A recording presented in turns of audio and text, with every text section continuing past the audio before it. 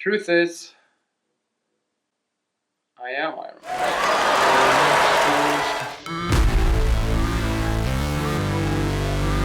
Okay, I'm not Iron Man.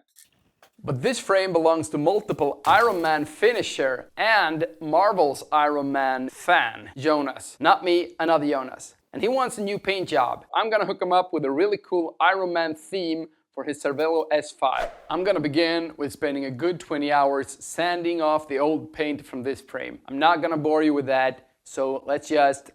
There we go. Now, as you can see, I have masked off all the areas that I don't want any paint on. And the colors, of course, they will be gold on red with some other cool graphics as well. But before I start to apply the colors, I will begin with the primer. So let's hit the paint booth. Okay, so I wiped the whole frame with a white spirit just before I start to paint to remove any grease and dust. I use a 2K epoxy primer in a light gray color that will create a great bonding with the carbon and provide a good color base for the red base coat. I begin with a soft coat to promote adhesion and then a wet coat for coverage.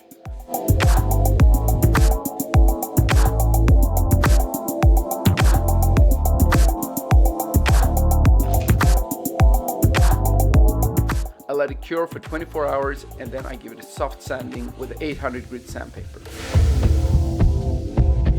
Then I clean it, let it dry and wipe it off with a degreaser before I apply a second coat of primer and repeat the sanding. I painted both upside down and downside up for complete coverage. For a video on how to base prep different frame materials step by step, check out the video in the description below.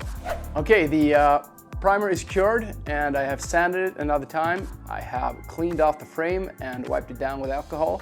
And I'm now going to apply the base paint, this beautiful red Montana metallic. So let's go.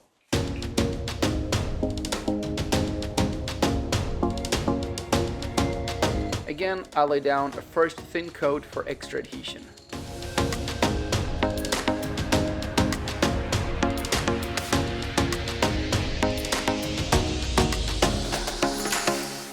I give it 10 to 20 minutes of flash time, then I lay down a wet coat.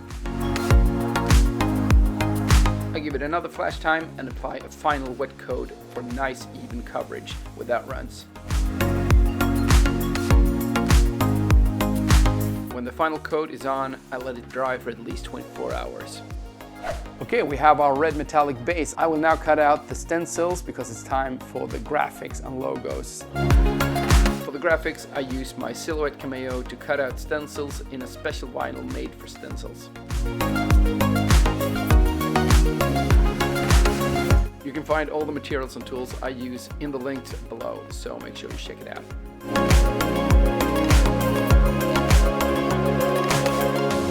Once they're cut, I weave them and put transfer paper on.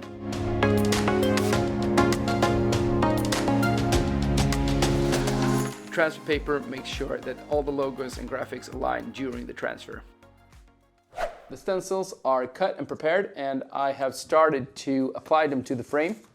I use this fine line tape here to get nice and smooth edges in between the red metallic and the gold metallic that I will apply now. So let's keep masking. I will apply the stencils and paint in turns, one area at a time, to avoid glue residue from the stencils.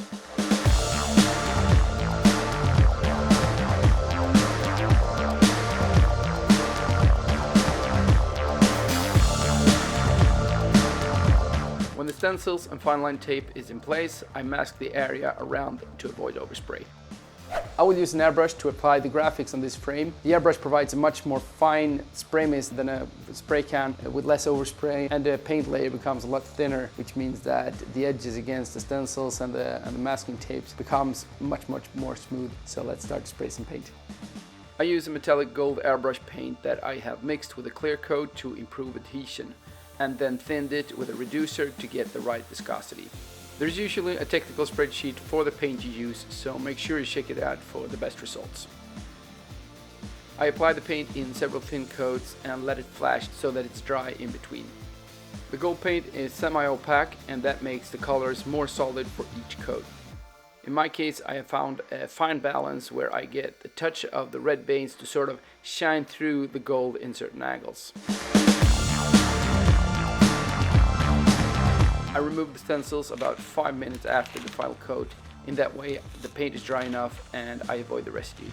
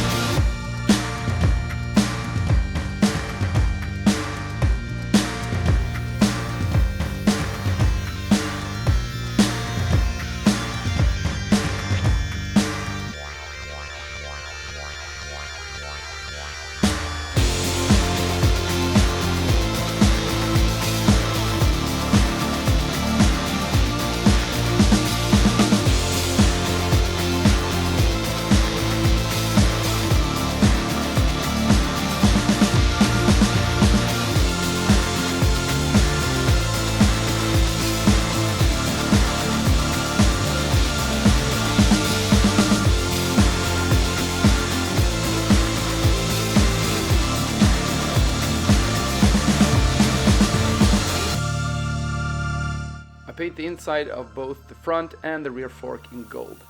The gold on the front fork will continue up and connect with the gold on the head tube.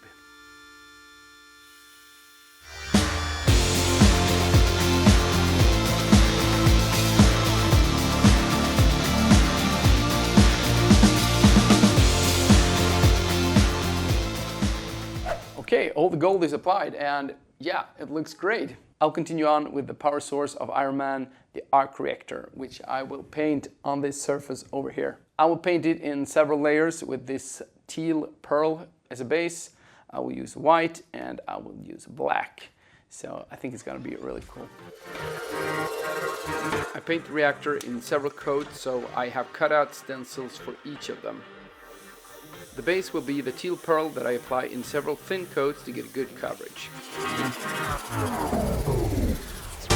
To give the reactor a glow, I add some transparent white on top of the teal pearl. Once the paint is fully cured, I apply the next stencil that will give the arc reactor its characteristics.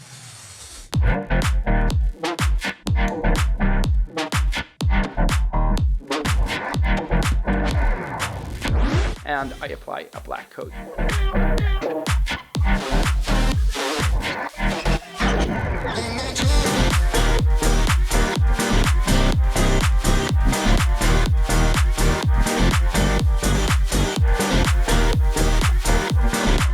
I unmask, and although the mask was on the frame for just a few hours, I still got some residue on the base paint.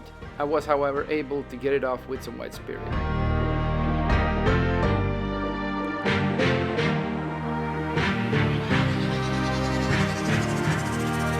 Once the reactor itself is done, I want to create some depth and the look that is pushed into the frame. I do this by laying down a limited shading around the reactor. With the black in the top.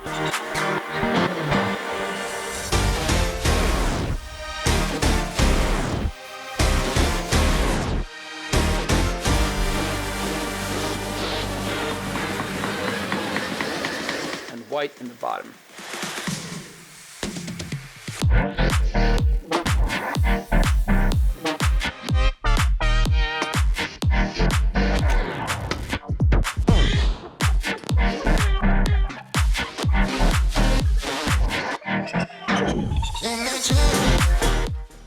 Okay, the graphics are done and I must say they look awesome. To seal this up now, I'm gonna apply some clear coat, so let's go. I apply the clear coat in one big shot. I start at the top and go down. In this way I avoid overspray. And then I let it dry for 24 hours. Okay, the first layer of clear coat is on the frame, and I will now sand it down with a 1000 grit sandpaper to even out and smoothen out the edges in between the red and the gold paint. Even though I used the airbrush, there are small edges, so I'm just gonna smoothen out, and it will also increase the adhesion of the next layer of clear coat. So let's go. I sand down the clear coat until it looks like a matte white surface. I'm extra careful around the edges and corners so that I don't get through the clear coat and into the colors. Once I'm done, I'm rinsing off the frame with water and a sponge and let it dry.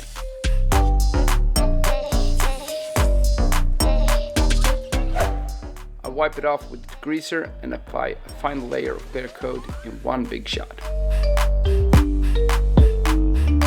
I use a 2K clear coat that withstands scratches, and also oil-based liquids such as gasoline. Why anyone would expose their bike to that, I don't know. But also mineral oils and so on. So for a professional result, this is a must-have.